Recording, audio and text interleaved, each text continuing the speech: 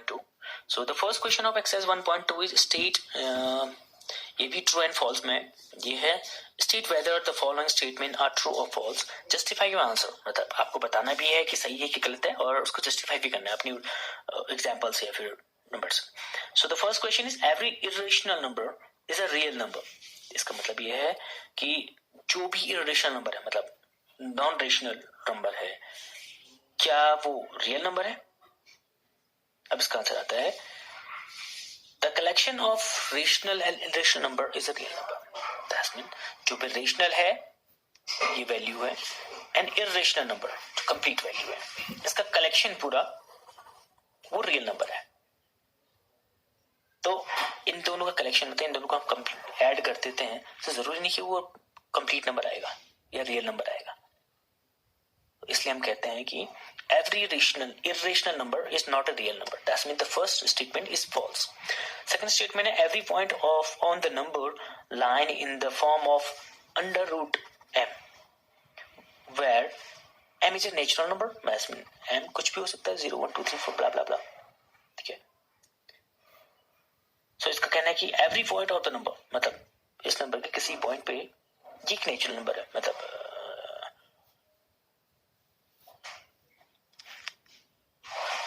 वो कहता है हर नंबर इस फॉर्म में है, अंडर रूट एम में.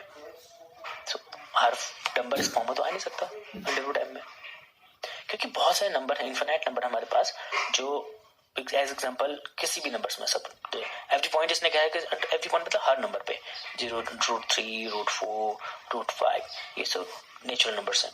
इनके पॉइंट्स, इनके बीच में अंडर रूट एम है, अब ये कहता है ये सब नेचुरल नंबर्स हैं. अब ये सब नेचुरल नंबर तो हो नहीं सकते ना.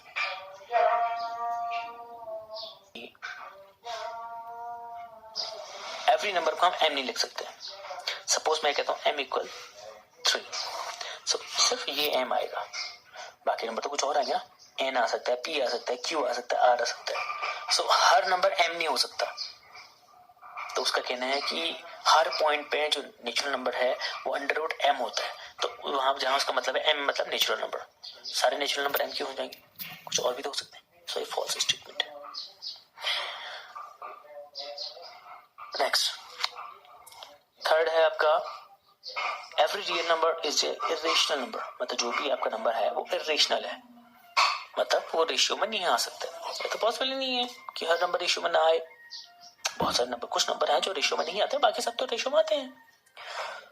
सो it's a fall one. So एक रियल नंबर भी रेशनल नंबर हो सकता है. 3 को भी मैं रेशनल लिख सकता हूँ, 3/1 3, ये भी रेशनल नंबर है. So all statement are false, but the first one was true just because first number ये था कि every rational number is a real number. हर रेशनल नंबर रियल नंबर है, तो नंबर तो है ना. तो first one was true but the other one one, the second and third was false. Let move to question number 2.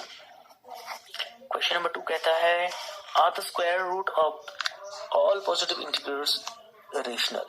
If not, give an example of the square root of a number that is a rational number. अब ये कहता है क्या सारे squares root example square में bottom से शुरू है, 2 2 4 आता है, 3 3 9 आता है, 4 4 16 25. इसने कहा है स्क्वायर रूट मतलब कोई भी वैल्यू का स्क्वायर. 2 2 3 3 4 4 ये स्क्वायर में आता है. 4 2 2 4 3 3 9 4 4 16 up to blah blah 5 5 25 continue होता नहीं है. So these are square roots. So square root मतलब जिसकी रूट को हम अंडर रूट को रिजॉल्व करते हैं, सिंपलेस्ट फॉर्म में लिखेंगे तो उसका कंप्लीट वैल्यू आनी चाहिए. ये होते हैं square roots. So the square root of all positive integers are not irrational. So ये क्या है, रेशनल नंबर है. इसका कहना है कि जितने भी स्क्वायर में आते हैं, जितने भी स्क्वायर रूट में आते हैं वो इरेशनल है. ये rational 2/1 2 is a rational number. So every natural number is a rational number. So इसका स्टेटमेंट गलत हो गया जब उसने कहा कि are the same square root of all positive integral rational. नहीं जी, the square root of all positive integers are not irrational, they are rational. So example मैंने दे दिया ना, under root 4, under root 9, under root 16, under root 25, which is a rational number. Under root 4 equal 2 by 1 or 2, so it's a rational number. Correct. Let's move to question number 3. Question number 3 कहता है show how under root 5 can be represented on the number line. अब here under root 5 कोई भी line में कैसे represent करोगे? under root 5 का पहले सबसे पहले हमें under root 5 को निकालना डेसिमल में. कैसे यूनिट आएगा? under root 5 minus 1 equal under root 4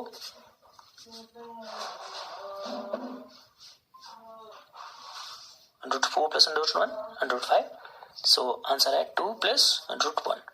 So हम एक लाइन बनाएंगे इसमें 1 0 1 2 3 4 को रिप्रेजेंट करेंगे एक लाइन में. अब वो उसका कहना है कि हमें इस लाइन में अंडर रूट 5 कैसे शो करेंगे. अंडर रूट 5 को कैसे करेंगे? हमें वैल्यू 2 से प्लस निकालनी, क्योंकि अंडर रूट 5 का मतलब क्या है? Under root 5 equal under root 4 plus under root 1. Under root 4 कितना है? 2 प्लस रूट 1. फर्स्ट 2 यहां से जाना है, यहां से हमें रूट 1 अंडर रूट 1 और ऐड करना है इसमें. तो हम क्या करेंगे, 2 के बाद एक सर्टेन वैल्यू ले लेंगे लाइक यहाँ पे. सो हम क्या कहेंगे, अंडर रूट 5 यहाँ पे है, क्योंकि 2 के बाद ऐड करना है. 2 के पहले नहीं करना है, 2 पहले तो हम यहाँ ऐड कर दें. 2 के बाद एस एग्जाम्पल है नहीं, तो हमें ये क्या होगा, ये अंडर रूट 5 है ये वैल्यू. या फिर हम क्या करेंगे, यहाँ पे 2 के ऊपर चले जाएंगे तो ये वैल्यू और लंबी आती है. सो 2 के बाद जितनी भी हाइट आएगी ये कंप्लीट है 2, क्योंकि ये वैल्यू बढ़ रही है, इसकी लेंथ ज्यादा है, तो it can be 2 plus under root 1.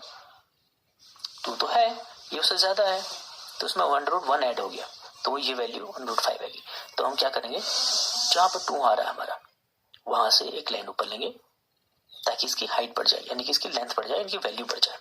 तो ये तो 2 था नीचे वाला, ऊपर क्या आया 2 plus under root 1. Under root 1 2 plus under root 1 मतलब under root 4 under root plus under root 1 equal under root 5.